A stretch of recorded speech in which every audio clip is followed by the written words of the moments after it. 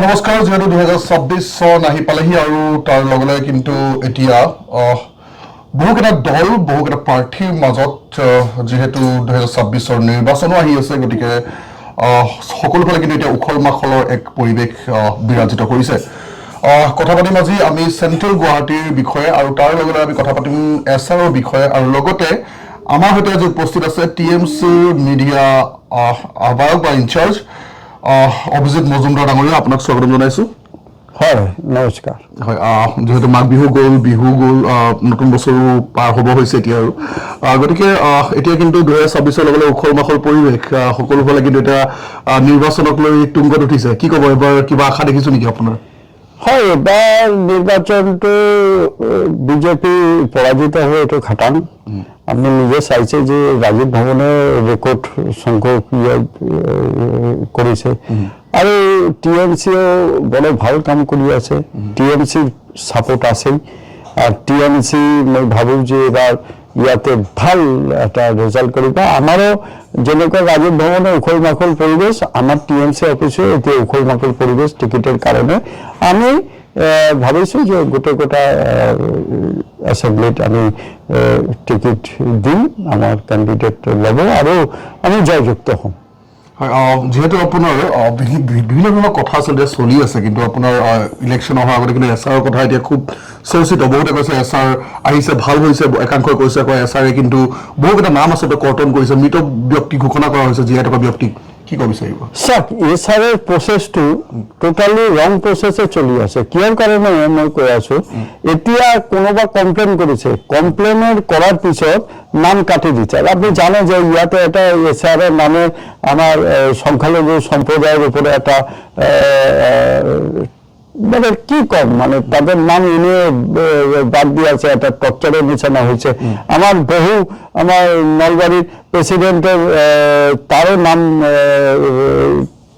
কাটি দিছে এনেকুৱা বহুত ঘটনা আছে কিন্তু কথা হল যে এছাৰে যে কোনোবা কমপ্লেইন কৰিছে কমপ্লেইনৰ জন পেশেন্ট থাকিব না যেতিয়া ফর্ম 7 ফিল আপ কৰাৰ পিছত যেতিয়া ইয়া হ'ব কমপ্লেইনৰ জন আপনি জানে যে পশ্চিমবঙ্গে এনেকুৱা কমপ্লেইন কৰাৰ পিছত কমপ্লেইনৰ জন নাহাৰ পিছত যেতিয়া এনকোয়ারি কৰিছে ফলস তেতিয়া বিজেপি কোলে এটা লিডার কিন্তু তার জেলত সোমাই গৈছে ঠিক তেনেকুৱা ইয়াতে স্বচ্ছ এছআর তো লাগে কিন্তু আমার ইয়াতে যেটা এনআরসি করেছে এনআরসির কি রেজাল্ট হল আপনি যে আজ আমার আপনার পয়সায় 1700 কোটি টাকা পানিত পেলাই দিছে নাকি 1700 কোটি টাকা ব্যয় করার পিছত কি কি কি করিলে আজি এনআরসি কৰিব পাৰা নাই আপনি এছআর কৰি আছে আৰু এছআর তো যদি কৰিব লাগে স্বচ্ছভাবে কৰক না সকলে ৰাজি আমাদের ভোটে যদি আপনি প্রাইম মিনিস্টার হব পারে চিফ মিনিস্টার হব পারে এতিয়া কৈ আছে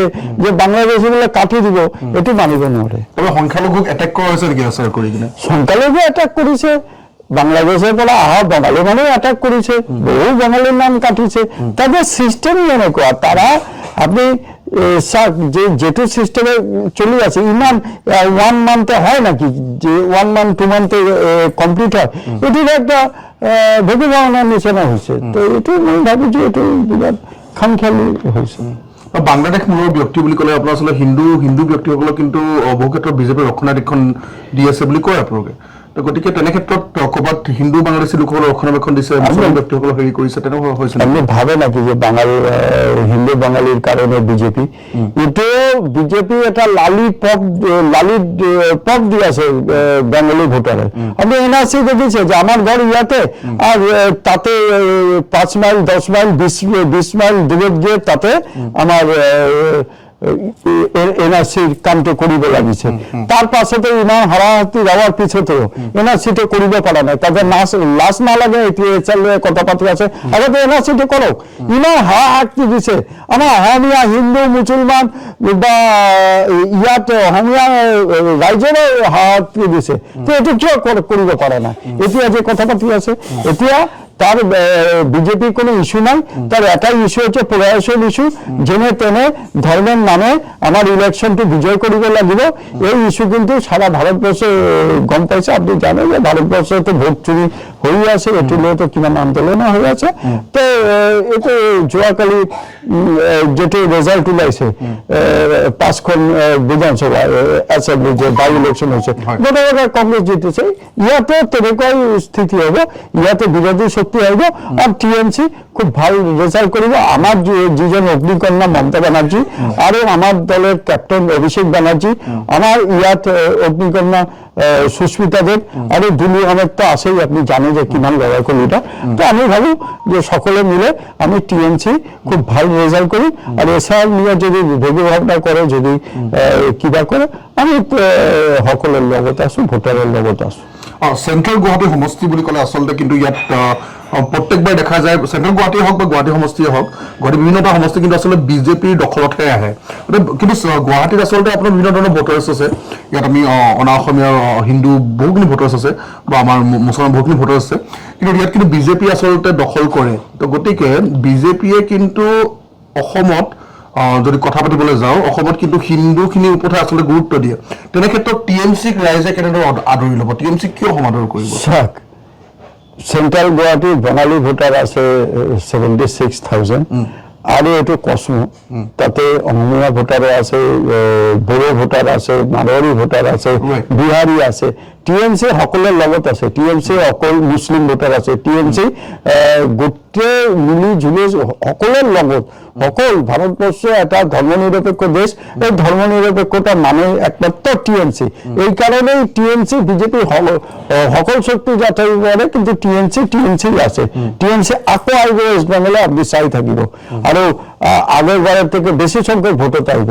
এবার আগতে তো আমার মণিপুরে আসলে টিএমসি, মেঘালয়তে বিরোধী দল, প্রধান বিরোধী দল।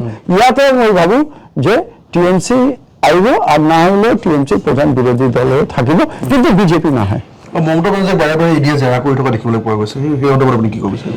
ইডি মমতা বেনার্জী বাদ দিয়ক, বিজেপির বাদ দিয়ে, বিজেপির লিডার বাদ দিয়ে বাকি সকলে ইডি জেরা করে। আপনার ইয়াতে কি হেমন্ত যেতিয়া কংগ্রেস আছিল, ইডি জেরা করে না? সারদা স্ক্যামে কি হেমন্ত দোষী না? বিজেপি করিলে ধোয়া তুলসীপাত হয়ে যায়। তেনেকুৱা স্থিতি। এতিয়া রাইজ গম পাইছে যে ইডি সিবিআই লগায়, তারা ইলেকশনের আগতে ইডি সিবিআই লাগায় আর তাদের উপরে ইলেকশনটা কৰিব খোঁজে। রাইজ সজাগ, রাইজ গম পায় কার জিকিলে কি হবে। এইটো এতিয়া বিৰোধী শক্তি অসমত আকৌ আহিব। আৰু চেণ্ট্ৰেল গুৱাহাটী এতিয়া বিজেপি আছে কিমান 10 বছৰ ধৰি, আগতে তো কংগ্ৰেছেই আছিলে, আগতে বিৰোধী শক্তি আছিলে।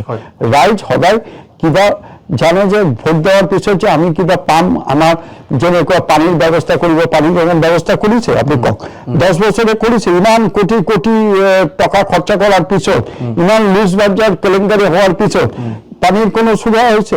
যোৱাকালি কিন্তু অপেনিং কৰিছে আপোনাৰ জয়ন্ত মল্ল বৰুৱাই। কি ওপেনিং কৰিছে? এটা পাট ওপেনিং করলে হবে? আপনার ঘৰত পানী পায়? সেন্ট্রাল গুৱাহাটী এটা মানুষ পানী পাইছে, তো কিয় ভোট দিব?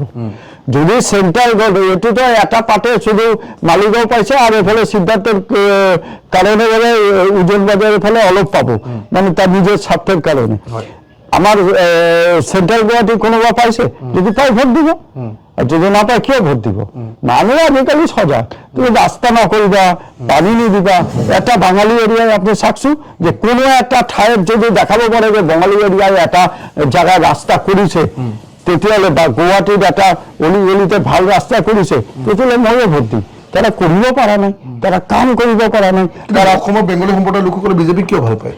পশ্চিমবংগত যদি হেৰি নকৰে, সমৰ্থন তারা ভুল বুঝাই আছে, তারা এনআরসির নামে অলপ ভয় দেখাই আছে।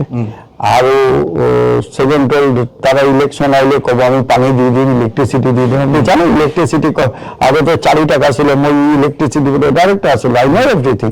তারপরে 4 টাকা ট্যারিফ আসলে এতে 8 টাকা ট্যারিফ হয়ে গেল। 8 টাকা ট্যারিফের কারণে 500,000 কোটি টাকা এক্সট্রা আই আছে। তো রাইজের উপর বোঝা হয়ে গেল না, আমার ট্যারিফ বাড়িলে তো ইলেকট্রিসিটির প্রাইসও বাড়ি যায় না।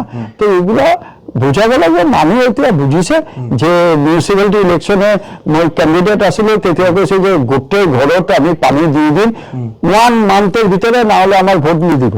ক'লে কিনা জুবিনার কাছে কি ক'লে চিফ মিনিষ্টাৰ যে ন্যায় আমি দিমি, নাহলে আমার ভোট নিদিব। আপনি জানে তো ন্যায় কেনেকুৱা পাইছে। হ্যাঁ, তো এইটোই কৈছো যে এবার ইলেকশ্যনে বিজেপি হাৰিব, আপনি চাই থাকক। আচ্ছা, এটা কথা মই জানিব বিচাৰিম, শেষৰ মোৰ প্ৰশ্ন, বিৰোধী ঐক্য মঞ্চ কিন্তু সকলোৱে কিন্তু একগোট হ'ব বিচাৰিছে। গৌৰৱ গগৈ সভাপতি নিজে কৈছে যে মানে বিৰোধী এইবাৰ ঐক্য মঞ্চ একেলগ হ'বই। ARDF-ক বাদ দিলে, কিন্তু TMCৰ নাম কিন্তু তাত অহা নাই। TMC নিজে খেলি আছে। ৱেষ্ট বেংগলৰ TMC কংগ্ৰেছৰ লগত নাই, যেহেতু ৱেষ্ট বেংগলৰ কংগ্ৰেছৰ লগত নাই, এটা আমাৰ হাইকমাণ্ডৰ ডিচিশ্যন যে TMC এতিয়া এই মঞ্চৰ লগত নাই। কিন্তু আমি জানো যে আমাদের বিরোধী ঐক্য একটা আছে, জিকার পিছত সব ঠিক হৈ যাব। এবাৰ তৃণমূল কংগ্ৰেছৰ ফালৰ পৰা এবাৰ 126টা সমষ্টিৰ পৰা কেইটাত প্ৰাৰ্থিত্ব দিব বুলি ভাবিছে? মই ভাবিছোঁ যে 100 টাৰ্গেট আছে। ঠিক আছে, বহুত বহুত ধন্যবাদ আৰু আপোনাৰ বহুমূলীয়া সময়ৰ বাবে। আমি ভালদৰে বহিম, ভালদৰে কথা পাতিম, যিহেতু আপুনি চেণ্ট্ৰেল গুৱাহাটীৰ প্ৰাৰ্থী তো আপুনি লাভ কৰিব পাৰিব, গতিকে বহুখিনি কথা পাতিম। চেণ্ট্ৰেল গুৱাহাটী আমি সমস্যা চেণ্ট্ৰেল গুৱাহাটীত এটাই কথা কৈ আছো, জনে MLA আছিলে সিদ্ধাৰ্থ ভট্টাচাৰ্য। আপোনাৰ চেণ্ট্ৰেল গুৱাহাটীৰ এটা মানুহ, ইয়াত 2,20,000 ভোটাৰ, 2,20,000 ভিতরে যদি 20 জন মানুহ কয় যে সিদ্ধাৰ্থ ভট্টাচাৰ্য আহিছে, কাম কৰিছে, চাইছে বা তাৰ ফেচটো দেখিছে, তেতিয়াহ'লে বিজেপি ভোট বিচাৰিব পাৰে। এটা MLA 5 বছৰে 5 বাৰো যোৱা নাই, তো কেনেকুৱা MLA? এইটোতো উঠা নাই, এইটোতো বেলেগ কথা, কিন্তু এইটো MLA আছিলে। আমি বিজেপিৰ ফালৰ পৰা মন্ত্ৰী আছিলে, কিয় যোৱা নাই, কিয় কাম কৰা নাই? আপুনি খোজকাঢ়ি থাকিলে খোজকাঢ়িব পাৰিব, আপুনি ৰাস্তাত খোজকাঢ়ি থাককচোন, চাব যে কেতিয়া যে আপোনাৰ তলত গুচি যাব তাৰ কোনো নাই। ইমান টেক্স দেওয়াৰ পিছত এটা ৰাস্তা ঠিক কৰিব পৰা নাই, তেওঁ ভোট বিচাৰিছে। ৰাইজ সজাগ, ৰাইজ চব গম পায়, ৰাইজ ঠিক কৰিব। এইবাৰ আপোনাক কি লাগিছে, সিদ্ধাৰ্থ ভট্টাচাৰ্যক টিকেট দিব নে বিজেপি? এইটো তার নিজের মতে, কিন্তু আমি যাই সিদ্ধার্থ ভট্টাচার্য দিয়াও, আর কোনোবা ডক্টরের দিয়াও বা কোনোবা ম্যাডামের দিয়াও, যি দিয়াও, এবার বিজেপি হারিব, এটা খাটা। TMC আপনার কি লাগিছে? TMC কোন কেইটা সমষ্টিত আপনাকে বহুত স্ট্রং বুলি ভাবে নিজে? এইটো আমাৰ প্রেসিডেন্ট বা আমার অগ্নিকন্যা যেতিয়া আহিব, তাই খুঁজিলে গম পাব। 100% সুস্মিতাও আহিব, মমতা বেনার্জি আহিব, বাকি সকলে আহিব। আমার ইয়াতে এবার এটা ভাল রেজাল্ট করি, TMC এটা ভাল হেৰি কৰিব, ভাল রেজাল্ট। হয়, বহুত বহুত ধন্যবাদ আপোনাৰ বহুমূলীয়া সময় দিয়াৰ বাবে।